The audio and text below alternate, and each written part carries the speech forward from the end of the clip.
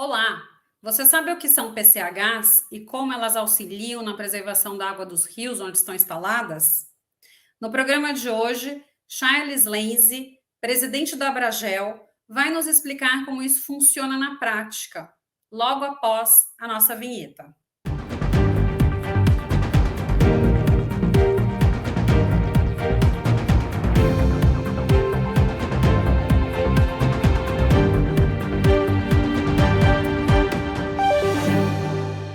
No programa de hoje, vou conversar sobre as PCHs e sua importância na preservação da qualidade das águas dos rios, com Charles Lenzi, presidente executivo da Associação Brasileira de Geração de Energia Limpa, Abragel.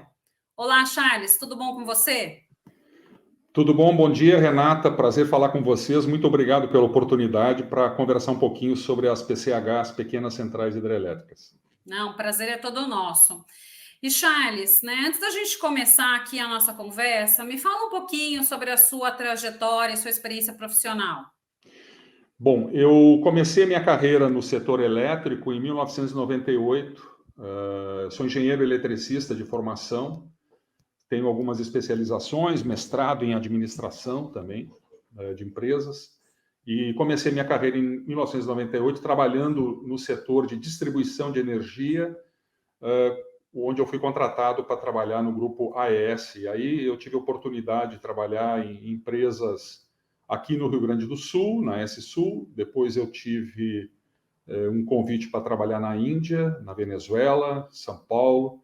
Enfim, eu trabalhei durante um bom período aí, em torno de 10, 14 anos, de 10 a 14 anos aproximadamente, sempre no setor de energia ligado à distribuição. Entre 2015 e 2019, eu fui presidente da Eletropaulo e também chefe de operações de todo o grupo AES, na época da parte da AES Tietê, que era composta pelas usinas de geração de energia. Então, nesse período, eu fiquei também encarregado das operações de geração do grupo AES aqui no Brasil.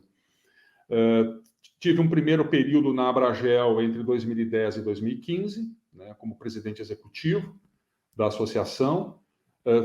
Fiquei fora esse período entre 15 e 19 para ocupar essas posições de presidente da Eletropaulo e chefe de operações da AES aqui no Brasil, cuidando da parte de geração também. E depois retornei, início de 2019, retornei para a Abragel, onde eu estou até hoje, como presidente executivo da associação. Então, minha carreira, praticamente toda ela, pelo menos a segunda metade da minha carreira, os últimos 25 anos aproximadamente, trabalhando sempre no setor elétrico, tanto na parte de distribuição de energia, quanto na área de geração. Uma vasta experiência, né, Charles? Então, a gente vai ter uma aula hoje aí sobre PCH, geração de energia. Exato. Eu espero poder contribuir com tudo que vocês solicitarem. Com certeza. Vamos lá, então, Começa para a gente explicando aí o que é uma PCH e como que ela funciona. Tá. Bom, uma PCH é a sigla de Pequena Central Hidrelétrica. Essas usinas de pequeno porte são o foco da Abragel. A Abragel é uma associação que foi fundada no ano 2000, com a pretensão de trabalhar no sentido de viabilizar e de promover o desenvolvimento de empreendimentos de pequenas centrais hidrelétricas, que são aquelas usinas hidrelétricas que nós chamamos usinas autorizadas até 50 megawatts de capacidade instalada. Então, e aí, dentro desse escopo de usinas de pequenas centrais até 50 megawatts, a gente tem as centrais hidrelétricas, as centrais geradoras de eletricidade, as CGHs, que são as usinas até 5 megawatts, são aquelas bem pequenininhas. Depois a gente tem a PCH propriamente dita, que é a pequena central hidrelétrica, que vai de 5 até 30 megawatts, com uma particularidade de que a PCH, além de ter esse requisito de capacidade instalada, também tem um pré-requisito que é a área do reservatório de acumulação de água não pode ser superior a 13 quilômetros quadrados, descontando aquilo que a gente chama de calha do rio, ou seja, né, aonde o rio percorre, por onde o rio passa. Então, descontando essa área onde o rio está, o reservatório não pode ter mais do que 13 quilômetros quadrados. E a gente tem as usinas hidrelétricas de pequeno porte, que são aquelas, então, que complementariam essa faixa, né, que é atendida pela Abragel, das usinas autorizadas. Por que autorizadas? Porque elas não passam por licitação. Ou seja, todo desenvolvimento, todo empreendimento é custeado pela iniciativa privada. Todos os estudos, toda a prospecção, enfim, todos os trabalhos necessários para desenvolver esse tipo de empreendimento são feitos pela iniciativa privada, ao contrário, né, das usinas hidrelétricas de maior porte, onde os estudos ambientais, os estudos de prospecção são realizados pela empresa de pesquisa energética, que é uma empresa, né, do Estado brasileiro, e que é responsável por fazer esses estudos e depois, a partir do momento que esses estudos estão concluídos, estão prontos, os projetos licenciados, então o Estado brasileiro licita para ver quem é o empreendedor, eventualmente, que tem interesse em empreender e investir para a construção desse empreendimento.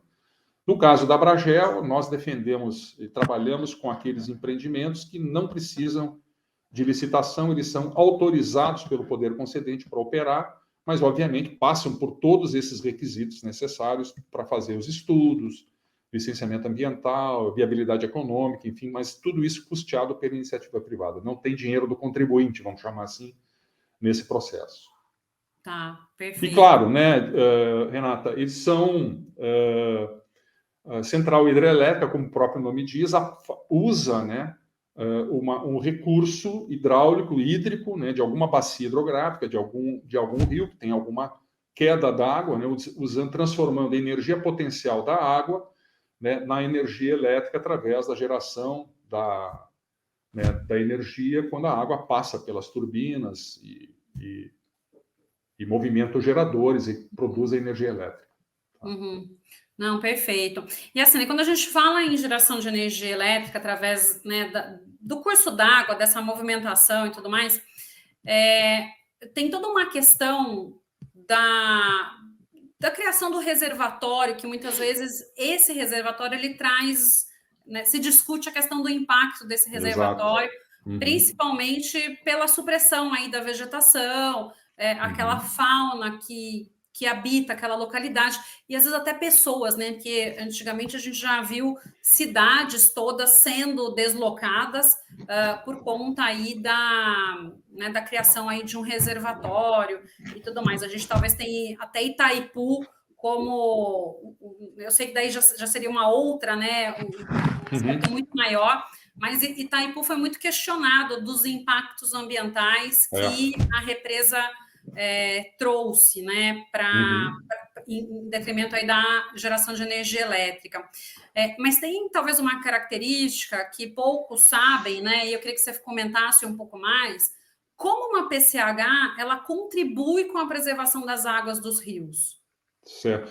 Bom, Renata, eu acho que essa pergunta é uma pergunta extremamente importante e ainda bem que você fez essa pergunta assim de uma maneira muito objetiva, porque nos dá a oportunidade de discutir e tentar apresentar para aquelas pessoas que vão nos ouvir, que estão prestando, né, que vão acompanhar essa programação, vamos dizer assim, uma maneira da gente, vamos dizer assim, mostrar a importância dessa fonte dentro do contexto de geração de energia elétrica limpa e renovável no Brasil. E aí, se você me permitir, eu quero dar só um passinho para trás e falar um pouquinho do contexto assim do Brasil em relação a esse aspecto, porque a nossa matriz elétrica, ela ainda hoje, ela é predominantemente hidráulica. O Brasil começou, vamos dizer assim, desenvolveu inicialmente a indústria de geração de energia há mais de 100 anos atrás, e nós começamos, né, a desenvolver essa geração no início, né, da geração elétrica, usando os aproveitamentos hidráulicos, usando os aproveitamentos hidrelétricos. Então, a energia ela era necessária para promover o desenvolvimento, né, industrial, muitas vezes, de empresas, né, que estavam se instalando no Brasil e precisavam de energia para movimentar suas máquinas, seus motores, enfim, tecelagens e outras empresas de porte que começaram a se instalar no Brasil há mais de 100 anos atrás, e a energia, através dos aproveitamentos hidráulicos, ele foi a opção que foi encontrada, infelizmente uma opção importante, porque esse recurso é um recurso abundante no país, e nós, vamos dizer assim, feliz do país que tem todos esses recursos naturais que podem ser aproveitados para gerar uma energia elétrica limpa, renovável e com preço acessível. As usinas hidráulicas, né, por conta dessa questão de acumularem água para poder utilizar a energia potencial dessa água acumulada e transformar em energia elétrica, elas pressupõem a existência de um reservatório. E eu acho que existe, vamos dizer assim, por diversas razões, eu acho que a gente tem um certo, em termos de sociedade, eu estou falando, né, eu acho que a gente tem um certo preconceito com relação às usinas hidráulicas. A gente acha que elas têm um impacto ambiental muito forte, a gente acha que elas acabam deslocando populações, e, de fato, em alguns empreendimentos isso acabou mesmo acontecendo. Nós tivemos alguns exemplos, né, na nossa história de construção de usinas, onde talvez esse cuidado com a gestão ambiental, com os impactos sociais, talvez não fosse levado, né, com tanta preocupação e com tanta, vamos dizer assim, importância, não fosse dado tanta importância. Mas certamente hoje em dia, todos aqueles que empreendem nesse segmento, nesse setor, têm uma preocupação muito grande, não só com o impacto ambiental, mas também com os impactos socioambientais. Né? Então, vamos dizer assim, em primeiro lugar, o reservatório, no caso das pequenas centrais, eles são reservatórios de pequeno porte. Quando eu falo pequeno porte, a gente limita essa área a 13 quilômetros quadrados, realmente é uma área muito pequena que é alagada para gerar um pequeno reservatório. Em muitas situações, esses empreendimentos operam a fio d'água, ou seja, praticamente não existe reservatório, praticamente é a calha do rio que funciona, né, como acumulação de água para poder gerar energia elétrica. E todas as áreas que eventualmente que há necessidade de fazer um alagamento, que são onde a vegetação é suprimida, né, existe todo um controle que é feito e ao redor desses reservatórios, algo que é muito importante é a criação das áreas de proteção permanente, ou seja, é feito todo um processo de reflorestamento, onde, vamos dizer assim, uma das condicionantes ambientais, dos projetos e programas ambientais para operar as usinas é exatamente a construção dessas áreas de reflorestamento e de proteção permanente. Uma característica importante que a matéria-prima da usina hidrelétrica é a água. Então, o maior interessado em preservar a qualidade da água, a qualidade das nascentes, a manutenção das nascentes, é o próprio empreendedor, a própria empresa que está operando a usina. Então, vamos dizer assim, é fundamental que se faça um trabalho de preservação, não só da qualidade das nascentes, mas também que se monitore permanentemente a qualidade da água, porque o fato de existir uma central hidrelétrica não tem nenhuma alteração, ela não consome a água simplesmente passa pela turbina e sai do outro lado, né? Ela não prejudica a qualidade da água, né? E, pelo contrário, o fato de ter uma usina nesse local, nessa bacia, cuidando das nascentes, fazendo reflorestamento, cuidando da preservação da fauna e da flora, né, certamente faz daquele entorno, né, uma área ambientalmente sustentável, né, devido à quantidade enorme de projetos socioambientais que são implementados por conta do projeto de construção da usina e de operação dessa usina. Porque essa usina, né, ao contrário de outros empreendimentos, ela vai durar mais de 100 anos, ela é um empreendimento de uma vida útil muito, muito longa. E normalmente o empreendedor recebe um período de autorização onde lhe é concedida a autorização para explorar, né, e construir e explorar aquele empreendimento, mas depois que esse período, que normalmente é de 30, 35 anos, depois que esse período encerra, esse bem, que é um bem da União, e essa é uma característica importante, a usina hidrelétrica, seja ela pequena, média ou grande, ela explora um bem da União, um bem da sociedade brasileira. E depois que esse período de autorização encerra, esse bem retorna para a sociedade e continua gerando energia por mais 50, 60, 70 anos, né? Vamos dizer assim, sem necessidade de amortizar investimentos, sem nada. Então, é uma energia que usa como matéria-prima a água, né? Faz toda essa preservação do entorno do reservatório através da criação de reflorestamento e áreas de proteção permanente, trabalha com toda a questão da manutenção, né, e a preservação das nascentes, manutenção da flora, da fauna, enfim, uma série de programas ambientais que são absolutamente necessários para garantir, né, a sustentabilidade do empreendimento. Não, perfeito. Você mencionou, né, a questão das usinas, porque realmente, quando a gente fala em energia elétrica vindo, né, de usina hidrelétrica, a gente pensa realmente nas grandes usinas e não na PCH. Então, realmente, o que você falou que tem muitas PCHs que funcionam simplesmente com aquele fio d'água, né, com a própria água que corre pelo leito do rio.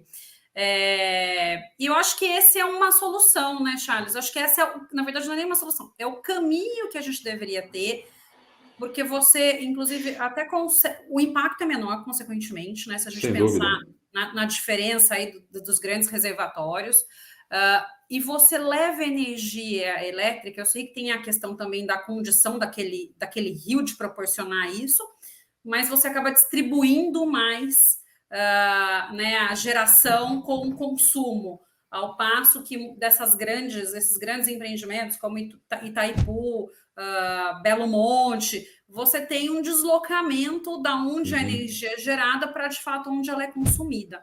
Então, tudo isso também deve ser pensado. Eu acho que o ponto que você colocou para a própria PCH, né, para essa pequena usina, é essencial a manutenção da qualidade da água e, consequentemente, do seu entorno. Porque se você não tiver a água em quantidade, você não tem a geração de energia. E para se manter a água em quantidade, é esse trabalho que você mencionou. É você ter as áreas de preservação permanente bem instituídas, que com isso, né, é uma das questões que você evita o assoreamento e, consequentemente, você mantém a água com qualidade e em quantidade, porque as duas coisas estão bem associadas, né? Sem dúvida.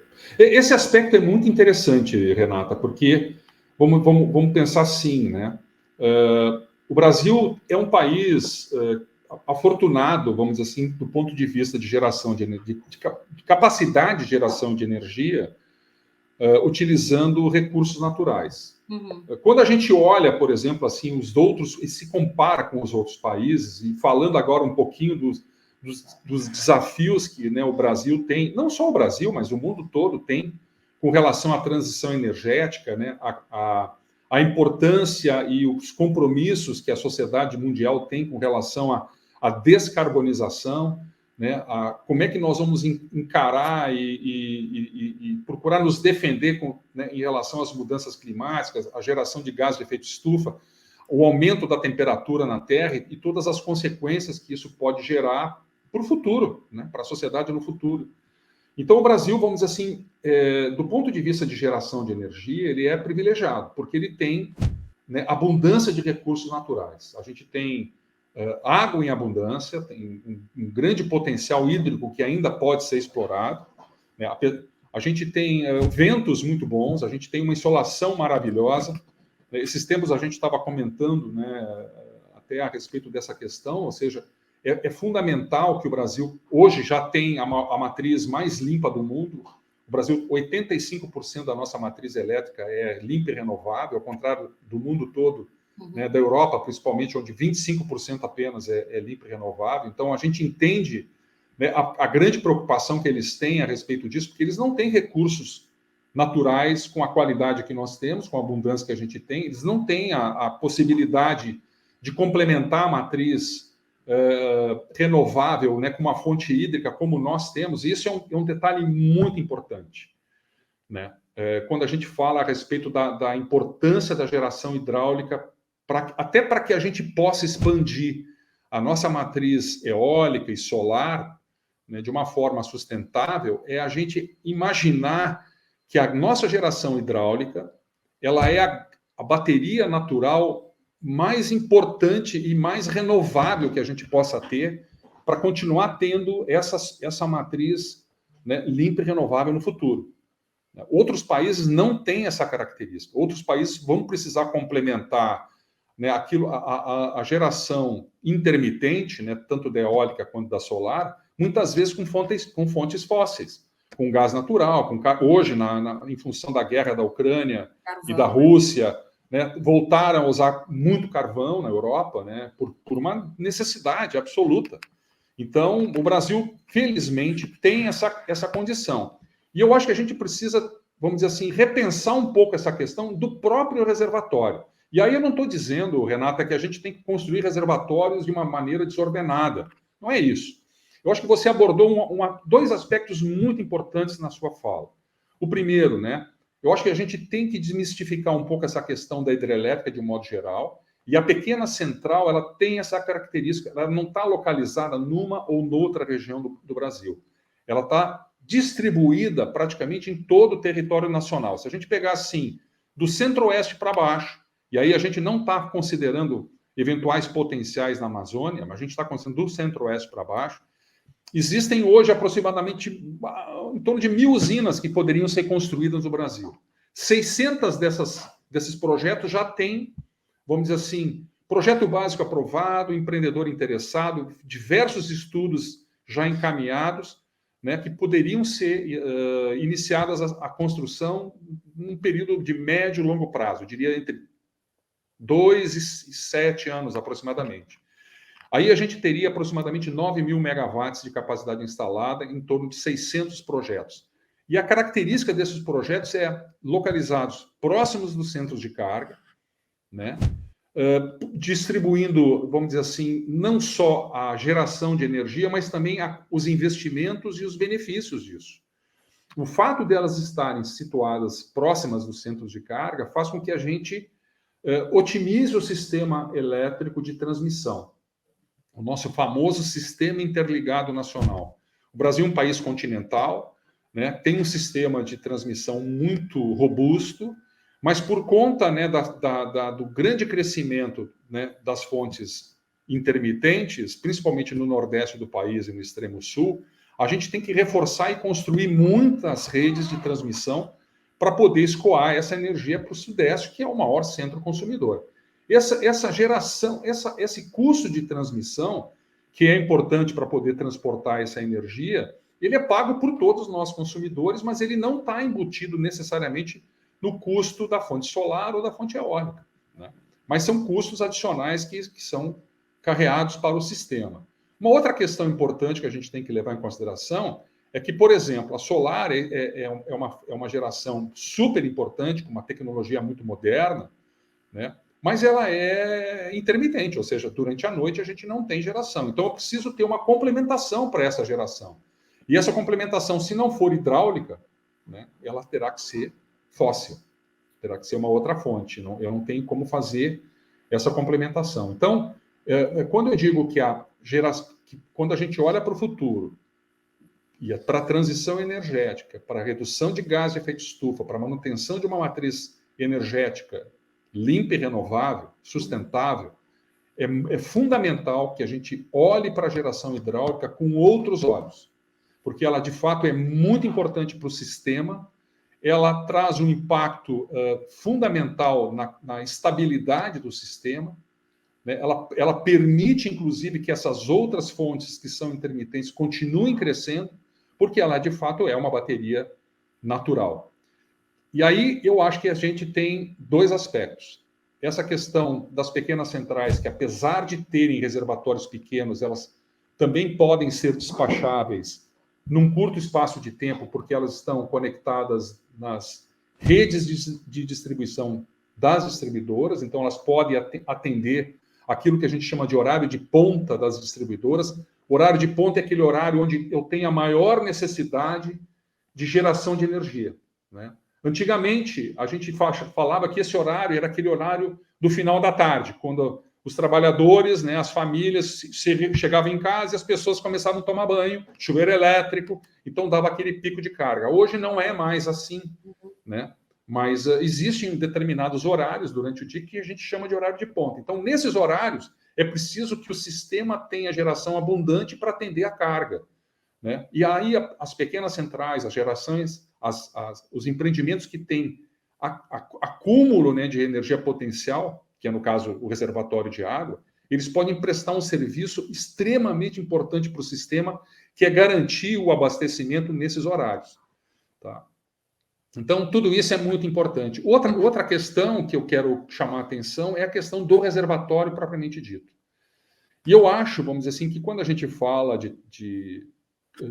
vamos dizer assim, situações de mudanças climáticas, né, e a gente tem que olhar para esse aspecto com muita responsabilidade. Eu acho que é uma discussão que a gente tem que fazer com os cientistas, com os especialistas, enfim, com a sociedade também, que eu vejo o seguinte, né? É importante que a gente tenha acúmulo de reservas de água, não só para geração de energia, mas reservatórios que sejam de múltiplo uso, onde eu posso ter geração de energia, onde eu posso ter água acumulada, também para garantir o abastecimento humano, o abastecimento, muitas vezes, de irrigação, de agricultura, né, de consumo animal, usos múltiplos relacionados também a lazer e a turismo, né? A gente observa isso em muitos lugares. Existem estudos, inclusive um estudo acadêmico feito pela própria ANEEL, que detalha um pouco dos impactos socioambientais de 126 cidades, comunidades brasileiras, onde houve instalação de pequenas centrais hidrelétricas. E a gente observa, né, na comparação com aquelas cidades vizinhas que não contemplaram que não tiveram a instalação desses empreendimentos, a diferença, né, de qualidade de vida, de renda per capita, de índices de desigualdade, ou seja, o empreendimento, né, ele levou para aquela comunidade uma série de benefícios socioambientais muito importantes. Reduziu a desigualdade, melhorou o IDH, melhorou a renda per capita, levou emprego, levou renda, enfim, uma série de questões muito importantes que são além, né, da geração de energia elétrica limpa e renovável. Não, e assim, Charles, você entrou num ponto que eu acho super importante, né? A questão dessa diversificação que a gente tem caminhado em relação às fontes de energia elétrica. No meu ponto de vista, pelo menos, acho que a questão da energia proveniente da hidráulica, né, da água, ela sempre vai ser a principal fonte no Brasil, acredito eu. Mas que é necessário, talvez, diversificar, como a gente tem feito, é necessário, até pelo que a gente tem observado na Europa, que foi muito bem colocado por você, né? A questão aí de repente, do dia para a noite, se verem reféns e sem a principal fonte de abastecimento Exato. que eles utilizavam, tendo que voltar para a utilização do carvão, em alguns casos, sendo extremamente prejudicial para a questão ambiental, né? Até desmistificando aqui uma outra questão que muita gente às vezes coloca, essa migração, né, dos combustíveis fósseis utilizados para os veículos, né, de um modo geral, para a questão de um veículo com energia elétrica, híbrido, algum sistema mais moderno. Para a gente, acho que talvez faça todo sentido, mas para quem está na Europa, talvez não faça, porque essa matriz energética que vai suprir a necessidade daquele combustível para aquele veículo não é uma matriz limpa como a nossa. Então, todas essas ponderações realmente precisam ser feitas, né? E você mencionou a questão realmente da importância da gente ter aí várias PCHs, né, de repente instaladas, e que a gente tem um potencial de crescimento muito grande. Quantas PCHs a gente tem instalada no Brasil, em média, e qual o montante de energia elétrica gerada por elas, né, e quanto, de repente, a gente ainda poderia incrementar essa geração de energia? Então, hoje a gente tem, na matriz elétrica brasileira, vamos dizer assim, falando de PCH, de usinas autorizadas até 50, a gente tem, mas enfim, aproximadamente 4% de capacidade instalada da nossa matriz né, feita através de centrais hidrelétricas até 50 megawatts, essas autorizadas, que são as PCHs. Nós temos mais de 1.000 empreendimentos instalados, né, no Brasil todo. A gente todo. tem um potencial, então, de crescimento muito grande ainda. A gente tem um potencial de crescimento muito grande. Eu não estou falando aqui, claro, se a gente olhar a matriz elétrica brasileira, olhando só a parte hidráulica, a gente tem em torno aí de 55% aproximadamente hoje de capacidade instalada. A geração atualmente é acima de 80% de hidráulica, tendo em vista até vamos dizer assim, o fato de que nos últimos meses nós tivemos uma chuva bastante intensa no país como um todo, e a possibilidade de ter hoje, né, felizmente, os nossos reservatórios praticamente todos a plena carga, assim, praticamente todos em quase 100%. O que não acontecia há muitos e muitos anos. Então, felizmente, a gente hoje tem uma condição de geração de energia limpa muito forte. E você colocou um tema fundamental, né, que é a questão quando se fala da eletrificação e a questão do carro elétrico, né, eu acho que nenhum país do mundo tem a condição que o Brasil tem para, de fato, partir para um processo desse. Né, porque a gente tem, sem dúvida nenhuma, uma matriz muito robusta e temos todas as condições de continuar tendo uma matriz predominantemente renovável, né, por conta dessa abundância de recursos naturais. Vamos pensar assim, nós temos ainda um potencial muito grande de aproveitamento hidráulico do país, e a gente precisa desmistificar, né, e discutir bastante com a sociedade, né, aonde se pode fazer os aproveitamentos, aonde não se pode. Eu acho que, né, para isso que existe o licenciamento ambiental. Né? Eu acho que um dos maiores interessados em que o licenciamento ambiental seja rigoroso e seja muito bem feito é o empreendedor do projeto, né, porque ele fica responsável pela operação daquele empreendimento por um período de mais de 30 anos. Toda decisão de investimento, né, em infraestrutura, ela é uma decisão de longo prazo, né, e é fundamental que a gente tenha, vamos dizer assim, esse ambiente de negócios muito bem, né, estabilizado, tanto do ponto de vista jurídico quanto do ponto de vista regulatório, para que as decisões de investimento sejam feitas e a sociedade possa colher os frutos, né, daquele projeto. Então, a gente tem potencial muito grande para ser explorado, e a gente precisa discutir como e quando e de que forma vamos aproveitar isso, até para poder garantir, né, uma contínua expansão dessas fontes que têm novas tecnologias, tanto a eólica quanto a solar, né, para que a gente tenha e continue preservando, né, para o bem do nosso país, da nossa sociedade, essa matriz limpa e renovada. Um outro aspecto que a gente às vezes não comenta muito, Renata, e que eu acho que é importante do ponto de vista econômico, é o fato de que o Brasil, do ponto de vista de tecnologia e know-how, detém o estado da arte no que diz respeito a projeto, execução, fabricação de equipamentos, engenharia relacionada à construção de usinas hidrelétricas. Né? E essas usinas, elas, pelo fato de elas construírem, terem, né, as barragens, muitas vezes, né, que são uma parte de construção em civil importante do projeto, elas geram muito emprego. E esses empregos, toda essa cadeia produtiva, ela é 100% nacional, e esses empregos são gerados aqui no Brasil. Então, toda a geração de emprego e pagamento de impostos, geração de renda, é tudo aqui no nosso país. Não tem nada, né, que é feito fora do nosso país. Então, isso é um impacto, vamos dizer assim, para a economia muito positivo.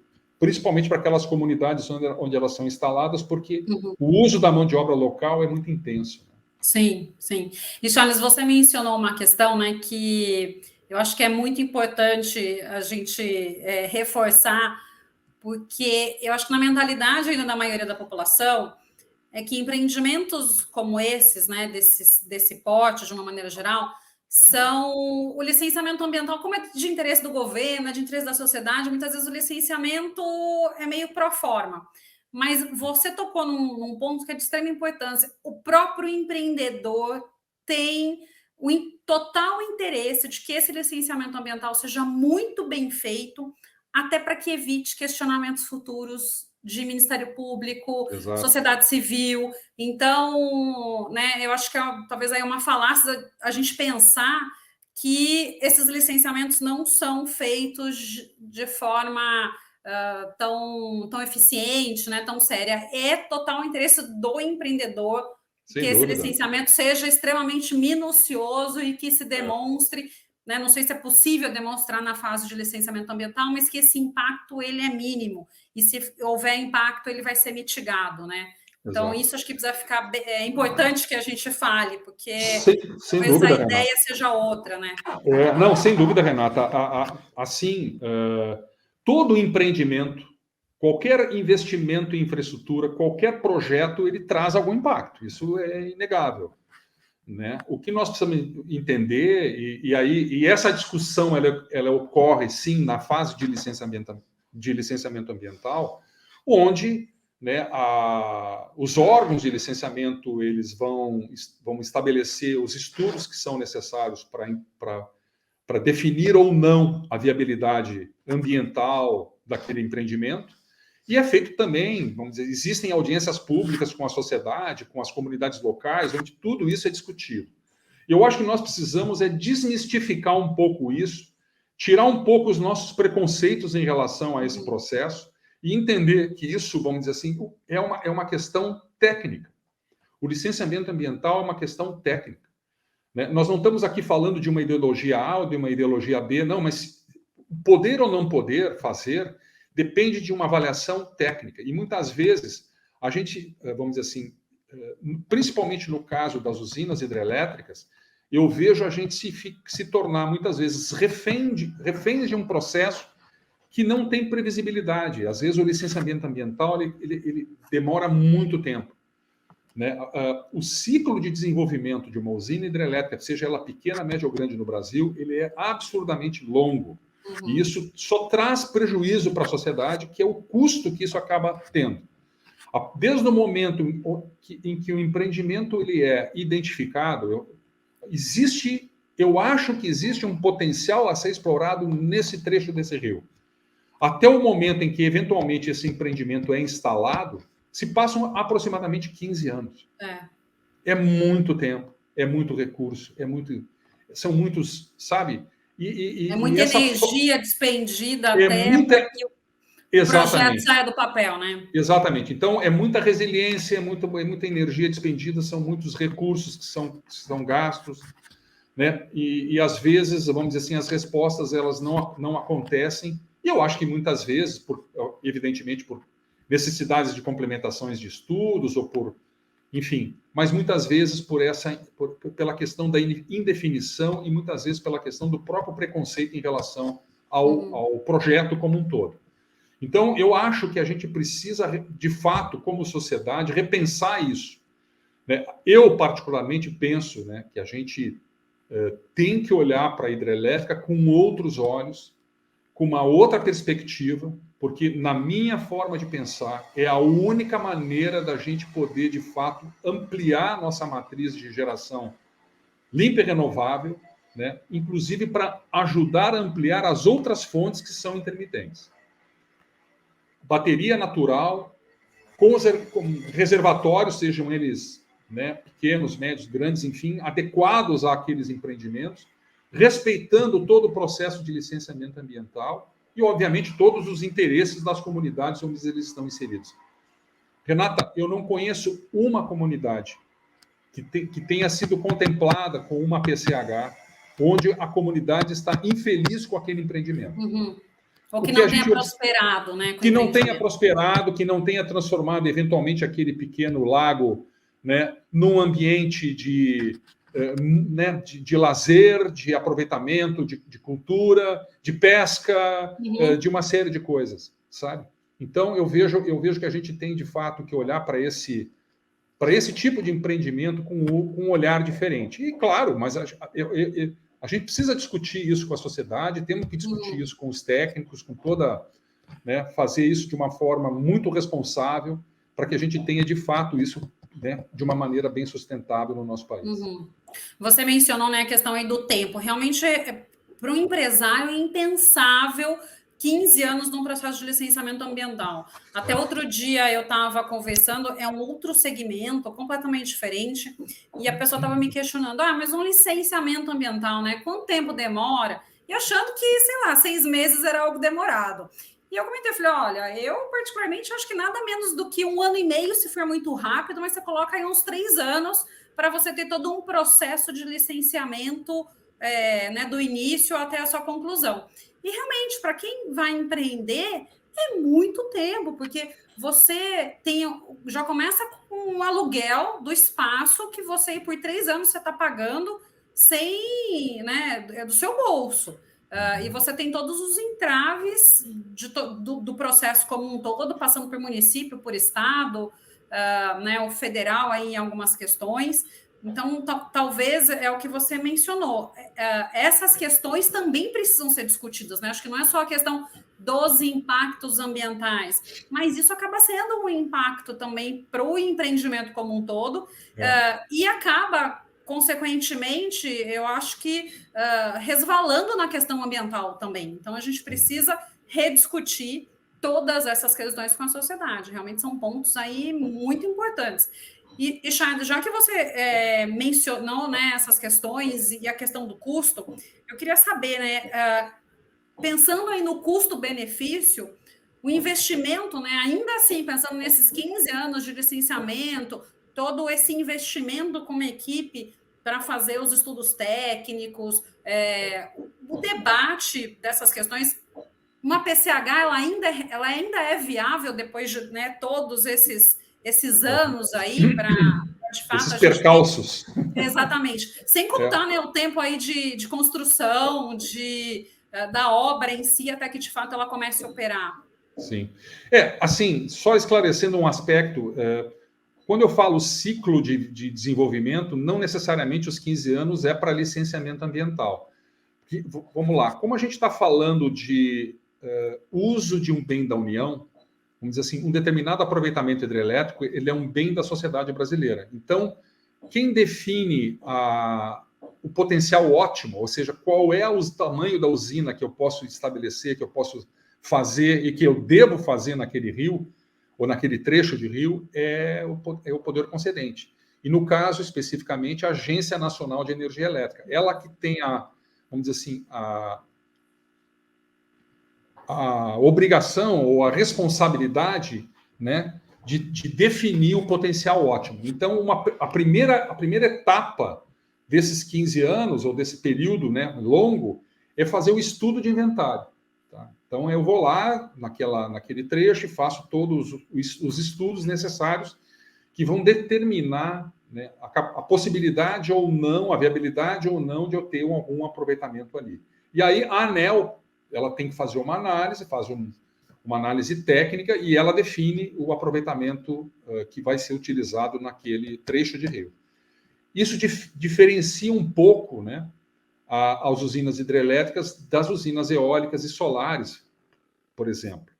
Porque a usina hidrelétrica ela vai ser instalada naquele determinado local, não tem outro local, é naquele eixo, naquela coordenada, né? E ela tem que ter um determinado número de potência instalada. Então, sei lá, essa usina aqui tem 22,45 megawatts de capacidade instalada. Esse aqui é o aproveitamento ótimo definido pela ANEEL e esse é o aproveitamento ótimo que tem que ser instalado.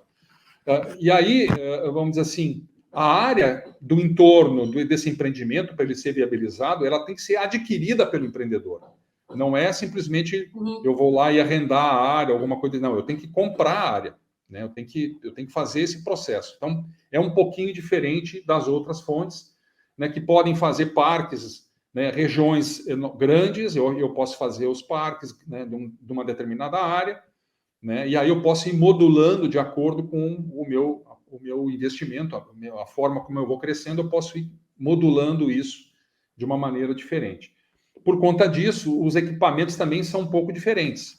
Né? Os equipamentos para usinas solares e os painéis solares, por exemplo, e para as turbinas aerogeradoras, eles são produzidos em grandes quantidades. É aquela usina, é aquela produção em sequência. Já o caso para a hidrelétrica, como são, né, praticamente tailor-made, que a gente chama, é aquela coisa assim, os mais antigos vão entender o que eu vou falar. O tailor-made é a gente ir no alfaiate ou na costureira fazer um vestido ou comprar um terno. Ele é feito especificamente para o nosso tamanho. Sob medida, eu não vou numa loja de departamento e tenho lá diversos modelos, 42P, 42M, alguma coisa desse tipo. Não. É feito especificamente um para um. Então, tem essas peculiaridades. No caso específico das centrais hidrelétricas, e aí quando a gente fala de preço, eu acho muito importante essa questão, porque quando a gente leva em consideração o custo de construção, de fato, a usina hidrelétrica, pela característica de ter um equipamento mais produzido dessa forma, individual, né, praticamente específico para aquele empreendimento, e também por essa parcela importante de construção civil, a construção da barragem, muitas vezes, ela tem um custo de construção um pouco maior que as outras usinas, que as outras fontes. Mas, quando a gente olha o impacto dessa geração na tarifa que nós, consumidores, pagamos, as hidrelétricas são mais baratas. Porque as PCHs, no caso, porque, em primeiro lugar, elas não têm custo de transmissão, elas não encarecem o sistema com transmissão. Elas se conectam na transmissão já existente. Então, elas otimizam o sistema de transmissão, reduzem perdas, e uma série de outros benefícios. Sem contar os serviços que a gente chama de ancilares, né?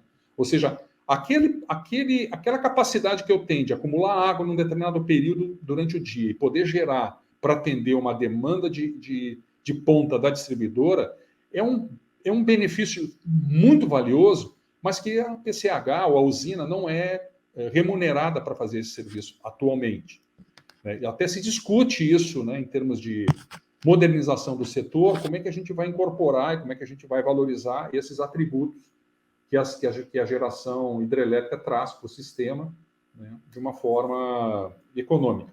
Mas, do ponto de vista intuitivo, vamos dizer assim, a tarifa, né, o impacto na tarifa do consumidor é muito menor. Então, eu não tenho dúvida em dizer, né, de que a PCH, de fato, quando a gente olha a tarifa, né, paga pelo consumidor, é a que traz o menor impacto na tarifa. Por conta desses benefícios e por conta do fato de que não precisam, não são intermitentes, né? Tem essa capacidade de geração de serem despachadas, né? Então não sobrecarregam o sistema de transmissão, não sobrecarregam outras fontes, né? É uma característica técnica, né, que uma fonte tem em relação à outra. É um atributo, vamos dizer assim, que a fonte tem em relação às outras. Não, perfeito.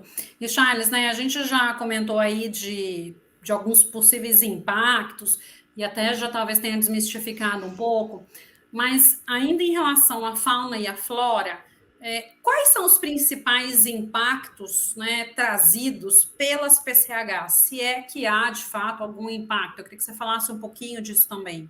Uhum. Não, a questão da flora, basicamente, vamos dizer assim, sempre relacionado à questão do reservatório eventual, né? E também a questão que é totalmente mitigada em função da questão da área de proteção permanente, principalmente dos programas relacionados à preservação, né, vamos dizer assim, das nascentes. Para cada projeto, né, o licenciamento ambiental define, muitas vezes, programas de mitigação. E esses programas são desenvolvidos pelos empreendedores. Para cada usina, para cada circunstância, para cada localidade, muitas vezes existem programas específicos que são feitos e que são acompanhados e mantidos, né, por todos os empreendedores. No caso da fauna, é a questão, muitas vezes, da questão da ictiofauna, como a gente chama, que é a questão da pesca, dos peixes, né? Não da pesca propriamente dita, mas, enfim, da questão da migração de peixes, da reprodução de peixes e tudo mais. E aí existem também uma série de técnicas que podem ser utilizadas para mitigar esses efeitos e para analisar esses efeitos. Então, para cada estudo, para cada impacto, certamente tem alguma tecnologia, algo que pode ser feito para mitigar o efeito, né? E lembrando sempre, né, que todos esses estudos e todas essas avaliações, elas são feitas durante o processo de licenciamento ambiental. É aí que se analisa, que se discutem todos os impactos e se, de fato, existem formas de mitigá-los. Certamente vai existir situações onde determinadas questões não podem ser superadas e aí, provavelmente, né, aquele empreendimento não será licenciado. Isso pode acontecer, né? Mas, de uma certa forma, todos os impactos eles têm formas de serem mitigados e podem ser superados, vamos dizer assim, pelas tecnologias existentes e pelos programas de preservação, né, implementados dentro do escopo da operação da usina. Perfeito. E, Charles, né, para a gente finalizar, eu sei que a nossa conversa aí, nosso papo tá bom, mas que mensagem você deixa aqui para a nossa audiência? Bom, primeira, Renata, eu queria mais uma vez agradecer muito a oportunidade. Fico muito contente, né, de poder falar um pouquinho do nosso segmento, do nosso setor. E a mensagem que eu gostaria de passar para todos que estão nos ouvindo é que, de fato, né, os empreendimentos hidrelétricos, e principalmente aqueles de pequeno porte, eles trazem um benefício para a sociedade muito importante.